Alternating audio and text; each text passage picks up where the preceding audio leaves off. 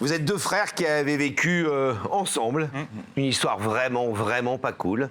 Votre maman vous a abandonné à la naissance dans une famille d'accueil. Vous n'avez pas jugé cette mère et vous n'avez évidemment pas de reproche à lui faire plus que ça.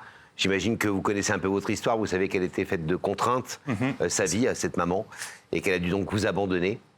Et puis, dans la famille d'accueil où vous étiez, ça ne s'est pas super bien passé. Pourquoi ça s'est mal passé dans cette famille d'accueil? Parce que tout simplement, il y avait des choses, ça allait pas, si vous voulez, on était privé de sortie. Vous aviez fallait rester à l'école, fallait rien faire, si vous voulez. Rien faire? Rien faire. C'est très strict? Ouais. Il y avait des petits Le père frères? d'accueil était très strict, oui. Le père était très dur. Ouais, très dur. D'accord. Strict au sens violent? Violent, oui, il y avait quelques gestes violents, oui, qu'il avait, oui. En tout cas, vous avez donc cette double peine, entre guillemets, de ne pas avoir de parents, de ne pas avoir vos parents biologiques et de ne pas être très heureux dans la famille d'accueil dans laquelle vous grandissez. Néanmoins, vous vous en sortez, vous devenez des jeunes hommes, puis des hommes accomplis. Et à la vingtaine, vous décidez d'essayer de retrouver vos parents biologiques et d'abord votre mère. Oui. Et donc, vous arrivez à retrouver votre maman biologique. Comment ça se passe à ce moment-là, quand vous rencontrez pour la première fois votre mère biologique? C'est vous, Michael, qui l'a rencontré? C'est moi-même. J'ai voulu faire les démarches, donc je l'ai rencontré tout simplement en tapant son nom, son prénom sur Facebook. Première rencontre, vous vous en souvenez? Oui, C'était où? à Auxerre. Chez elle? Non, vers chez moi. Chez vous? Oui. Elle est venue? Oui, elle est venue en train. On s'est rencontrés, on a discuté, on était au restaurant, on a pris un hôtel. Et le lendemain, elle a repris le train pour retourner sur Paris. Et cette rencontre, elle a été décevante pour vous? Elle n'a pas répondu à vos attentes, en tout cas? Non. Pas la première fois, en fait. Il y a une deuxième fois, en fait, qu'on s'est revus, mais c'était directement chez elle. Et là, oui, c'était très décevant, en fait. Ouais, j'ai vu une mère complètement changeante, en fait. Pas du tout la même que j'ai vue la première fois, en fait. Et il y a eu pas mal de soucis. Et du coup, suite à ça, on ne s'est jamais redonné de nouvelles, on ne s'est jamais recontacté. Elle nous a supprimés, bannis de Facebook, avec des paroles très blessantes. Genre? Vous n'avez pas été voulu au monde, vous n'avez qu'à mourir, vous n'avez qu'à vous droguer. J'en ai rien à faire de vous. Et ça a été un grand choc, un très grand choc. Vous avez vécu ça, vous? Non. Vous ne l'avez jamais rencontré, cette homme? Non. Parce que votre frère vous protégeait de ça? Oui, aussi, oui. Pourquoi vous protégiez votre frère, vous? C'est mon ange gardien, on est des anges gardiens. On est tout le temps ensemble. Vous étiez moins que Michael dans cette recherche? Oui, beaucoup moins. C'était moins important pour vous? Pour moi, moins important. C'était Et plus moi, mon papa qui est plus important. D'accord. Et moi, ma mère, plus important. Mais mon père aussi. Voilà, notre père aussi. Donc, cette mère, finalement, ça se passe mal et les ponts sont à nouveau coupés. Oui. Et c'est là que vous décidez de vous mettre ensemble en recherche de votre père. Tout à fait. Sur lesquels vous avez extrêmement peu d'informations. Mais, j'allais dire, l'un des points positifs de la rencontre avec votre mère, c'est qu'elle vous a donné un nom, un prénom. Oui, tout à Et fait. quelques petites infos qui vous ont mis sur la piste. Exactement. Une histoire complexe, mais malgré tout, vous êtes deux hommes construits aujourd'hui, en tout cas bien plus construits que ce qu'on aurait pu imaginer, voire le pire pour vous deux. Fort de votre gémellité et de votre lien fraternel, j'imagine. Vous êtes beaucoup protégés, vous venez de parler d'ange gardien. Ouais. Votre frère, c'est mon ange gardien. Ça a beaucoup contribué à ce que vous fassiez pas de conneries ou que vous soyez pas si mal que ça, d'être ensemble tous les deux, à affronter tout ça. On s'épaulait, on essayait de se dire les bonnes choses, se rassurer. Puis ça allait. Alors, on a essayé, les garçons, de retracer cette histoire à la fois lourde, difficile, et en même temps de vraie solidarité, de cette gémellité qui vous a permis de lutter ensemble en images. On va regarder tout de suite le sujet. La vie de Michael et Anthony débute dans une maternité parisienne le 7 juillet 1991. Dans une famille normale, cette naissance serait synonyme de bonheur. Mais voilà, Michael et Anthony n'ont pas la chance d'avoir une famille normale. Les 2 bébés sont abandonnés à la naissance. Ils grandiront en famille d'accueil de leurs 17 mois à leurs 20 ans. 20 années où ils vont être brinque-ballés, parfois maltraités, sans rien savoir de leurs origines ni de leur passé. Les 2 frères sont la seule famille l'un pour l'autre. Alors c'est à 2 qu'ils comptent découvrir leurs racines. Après avoir récupéré leur dossier, ils découvrent un nom et un prénom, celui de leur maman. Les garçons, pleins d'espoir, parviennent à la retrouver, à la contacter et même à la rencontrer. Mais pour Michael et Anthony, la réalité est dure à entendre. Elle n'est que leur mère biologique, et dans sa vie, il n'y a toujours pas de place pour ces 2 garçons. Michael et Anthony cherchent désormais à retrouver la trace de leur père. Mais les informations données par leur génitrice sont minces. Il s'appelle Christian C. Elle n'en dira pas plus. Michael et Anthony se construisent tant bien que mal, malgré leurs fêlures et leurs interrogations.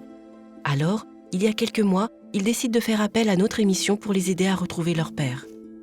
Ce soir, sur notre plateau, c'est ensemble, main dans la main, que Michael et Anthony espèrent découvrir le visage d'un homme qu'ils ne connaissent pas. Donc on l'a vu, c'est ce qui motive aujourd'hui une partie de votre vie, c'est de retrouver votre papa, votre vrai père. Oui.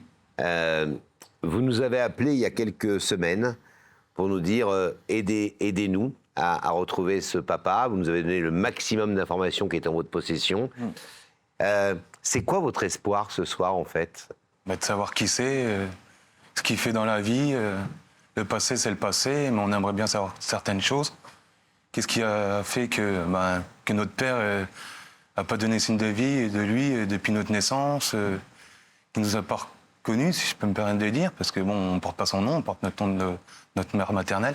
Et il y aurait pas mal de choses à discuter avec notre père. Vous avez envie de réponses, vous avez besoin de réponses, vous n'êtes pas là pour le juger, encore une fois, pour lui faire des reproches. Non. Reproches, peut-être pour essayer de construire comprendre quelque chose si l'envie existe. Est-ce que vous savez, parce que ça c'est très important, est-ce que votre mère vous a dit s'il était au courant de votre existence? Parce que peut-être qu'il ne sait même pas que votre maman a été enceinte de lui et qu'elle a porté des jumeaux. Non, on ne sait pas du tout. Vous ne savez pas? Non, on ne peut pas... Elle n'a pas voulu vous dire ça? Non. Parce qu'on a essayé de lui demander pas mal de choses par rapport à notre père, mais c'est toujours comme si elle se cachait, comme si ou elle gardait ça pour elle.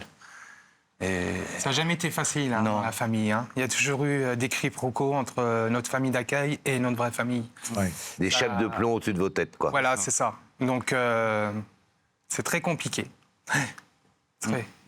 Alors, ce que vous savez, c'est ce que vous nous avez donné, effectivement, un prénom, un nom, l'endroit où vos parents se sont rencontrés, ça vous avez réussi à le savoir, à le demander à votre maman biologique. Est-ce que vous pensez qu'il est possible aujourd'hui, à l'âge que vous avez, de construire une relation avec ce père qui n'a jamais été dans votre vie et dont vous ne connaissez même pas le visage? Oui, bien sûr. Bien sûr, on rattrapera jamais le passé. Le passé, c'est le passé. Maintenant, il faut vivre l'instant présent, puisque la vie tourne très vite. Il y a tellement de choses à apprendre, à découvrir. Voilà. Ce qui est incroyable, les effets d'un mot qu'on aime bien sur ce plateau, qui est le mot résilience. Face aux épreuves, on sort plus fort. Parfois, pas toujours. Parfois, on sort très cassé. Puis parfois, les mystères et la chimie de la vie font que on est plus fort après les obstacles. Vous, c'est que vous avez épousé une profession où vous aidez des jeunes aujourd'hui en réinsertion. Oui. Ça a été un choix important de vous dire, de manière inattendue, vous auriez pu faire n'importe quel type de boulot. Oui. Vous avez fait un boulot aujourd'hui où vous êtes en contact avec des jeunes gens Oui. Que vous aidez à réinsérer, c'est ça? C'est ça. C'est une façon, quelque part, j'allais dire, de faire un pied de nez à la vie. Là, c'est depuis que je suis dans ce travail-là, je me sens bien. Et ils écoutent, on veut leur dire, leur transmettre le travail. Ça me fait toujours plaisir de transmettre des choses du bâtiment, parce que je suis maçon de métier, puis transmettre des choses, des savoir-faire, Des choses qui les construisent. C'est ça.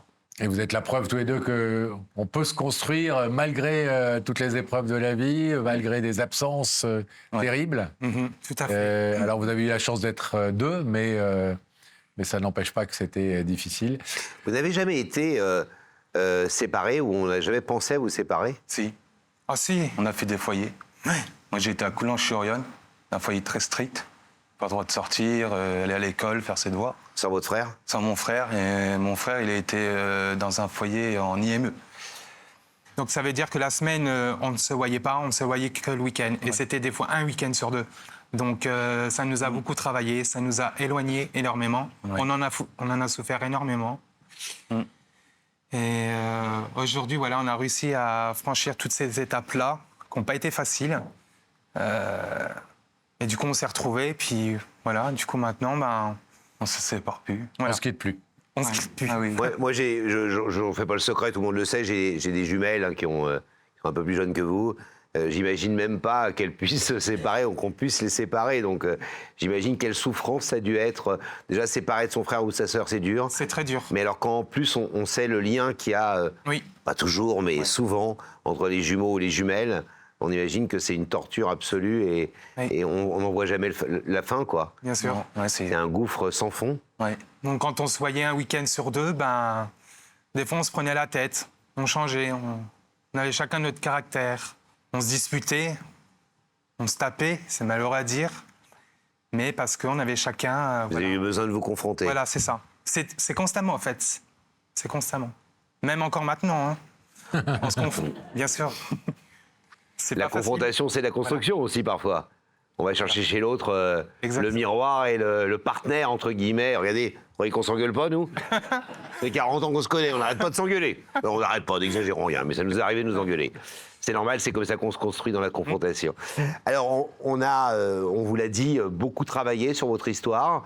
Et on va voir si Rebecca a réussi à avoir Christian, c'est le prénom de votre père, auprès d'elle. À tout de suite, les garçons. On va referme refermer le le rideau.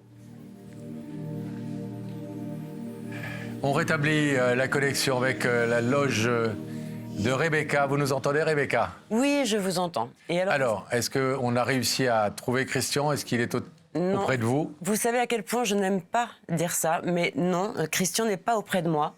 Cela étant dit, je passe le message. Toutes nos équipes le cherchent, l'ont cherché, le cherchent encore, et n'ont absolument pas l'intention d'arrêter de le chercher. Donc les recherches continuent, mais pour l'instant, effectivement, on n'a pas réussi à le localiser. Mais on continue. Donc, ce n'est même pas que Christian n'a pas souhaité venir, c'est que pour l'instant, on n'a pas encore réussi à identifier vraiment... On n'arrive pas à le localiser. Voilà. Donc, effectivement, non, il n'a absolument pas refusé l'invitation. C'est juste que, Est-ce qu'on pour se l'instant, rapproche je ne lui ai au moins pas remis. Est-ce que vous savez si on s'est rapproché? Est-ce qu'on a des bons indices, des bons j'espère. espoirs d'arriver à le retrouver? En tous les cas, on a de très très bonnes équipes, donc je pense Oui, que ça, je sais. avec les bonnes équipes, on va réussir à se rapprocher. Mais pour l'instant, en tous les cas, ce soir, Très bien. il n'est pas là. Donc on se retrouvera peut-être un autre soir Je l'espère. sur C8 pour éventuellement continuer cette histoire et voir ce qu'elle devient. Merci en tout cas 1000 fois Rebecca. Remercier évidemment l'ensemble des journalistes qui s'occupent de cette histoire pour nos amis qui sont derrière et qu'on va retrouver tout de suite. Merci Rebecca. On va réouvrir le rideau. On va Habib, notre réalisateur. retrouver Anthony et Michael. Alors, c'est rare, hein, mais on ne fait pas non plus, on n'est pas des magiciens. Et parfois, effectivement, malgré tout le travail, la persévérance et, disons-le, sans vantardise, la qualité de nos équipes, tout l'acharnement qu'ils mettent tous à essayer de rendre ce service formidable qu'est de retrouver quelqu'un pour quelqu'un qu'ils cherchent. Parfois, on échoue. Alors, on échoue aujourd'hui, mais ça ne veut pas dire qu'on échouera demain. Mais on n'a pas encore réussi ce soir à retrouver la trace de Christian. Néanmoins, puisque vous êtes là, et Laurent va vous le proposer évidemment, c'est, Laurent, de laisser un message, de jeter cette bouteille à la mer, comme on le dit parfois. Très simplement, il y a une caméra qui est juste derrière moi. Vous pouvez laisser un message très court si vous le souhaitez. L'important, c'est de vous identifier. Et puis, si jamais quelqu'un entend parler de cette histoire, ou Christian entend parler de cette histoire, ou on lui en parle, eh bien, il sera tout à fait libre. La caméra est juste derrière. Bonsoir papa. Si j'ai fait appel à cette émission, c'est pour justement essayer de te retrouver, savoir qui tu es, ce que tu fais dans la vie, savoir ce qui s'est passé quand on était plus jeune. On ne t'en veut pas. On a juste besoin de comprendre des choses et te faire un signe, te dire, même si on ne te connaît pas, qu'on t'aime et puis on fera tout pour te retrouver ou l'émission. Voilà. Peut-être dire déjà aussi ce que vous savez de lui. Alors, Le peu de choses que vous qu'est-ce savez que de lui. vous savez de la rencontre de vos parents et Ce que je sais, ma grand-mère qui est sur Dijon, ma grand-mère qui t'aurait aperçu à la Pouponnière, à Bourg-la-Reine. Et après ça, plus rien. Enfin, je veux dire, donc a priori, il saurait quand même, il se serait venu à la serait Pouponnière. manifesté à Une Bourg-la-Reine une fois, quand notre maman était enceinte de nous. Votre maman, quel était son prénom? Sandrine. Sandrine. Sandrine. Votre maman vivait où? À Paris. À Paris. Et vous avez été en pouponnière à Bourg-la-Reine. Oui, ça. exactement. Les jumeaux. On était les premiers jumeaux à arriver à Bourg-la-Reine, quand le Bourg-la-Reine a ouvert. On est en quelle année? 1991. 1991. C'est ça. Quel mois? Vous êtes né à quel mois? Le 7. Le 7 juillet. 7 En juillet. Donc la rencontre et la conception, en tout cas, s'est faite l'année d'avant, 1990, à l'automne. C'est ça. Exactement. Et le spécialiste des jumeaux que je suis, Pascal, te dira qu'avec les jumeaux, il faut mieux compter que ça et un peu plus finement que ça, parce que souvent, les jumeaux naissent prématurés. Oui. Donc parfois plutôt autour de 7 mois, voire 8 mois. Je ne sais pas si ça a été votre On cas. était prématurés, oui. Ouais. Oui. À la naissance, on pesait 700 grammes. 700 grammes. On Ouais, donc- était en réanimation tous les deux, d'urgence. Et on est revenus, tous les deux. Voilà. Déjà, premier miracle. Voilà. Bon, quelques indices, quelques pistes. Christian, peut-être, imaginons, regarde la télévision ce soir parce qu'il est fan de Y a que la vérité qui compte. Il y en a. Peut-être qu'il ne la regarde pas, mais qu'il va en entendre parler, que quelqu'un connaît Christian. Oui. Et peut-être effectivement qu'il se manifestera. C'est ce qu'on espère en tout cas. Voilà, on jette ce soir avec vous cette bouteille à la mer. Il ne nous appartient pas de forcer Christian, et c'est pas le but du jeu, à se manifester. Mais si jamais il se manifeste, on sera infiniment heureux de lui donner vos coordonnées. Les garçons, heureux de vous avoir rencontrés en tout cas. Merci. Énormément. Vous savez mieux que quiconque à quel point les bonheurs de la vie ne Oui. sont pas forcément dans le passé, Non. mais très souvent dans l'avenir. Et vous avez l'air d'être l'un et l'autre des garçons solidaires et qui vous préparerez, quoi qu'il vous arrive, un bel avenir. C'est tout ce qu'on vous souhaite en tout cas. Merci beaucoup. Merci d'avoir été présent sur le plateau ce soir. Merci de votre confiance. On va vous laisser repartir. Salut Anthony, salut Michael. C'est un plaisir de vous avoir rencontré. Pareil. On a toujours regardé votre émission. C'est vraiment... On se tient au courant et on croise les doigts pour la suite. Allez, vous repartez par là tous les deux, bras dessus, bras dessous. Au revoir. À bientôt. À bientôt.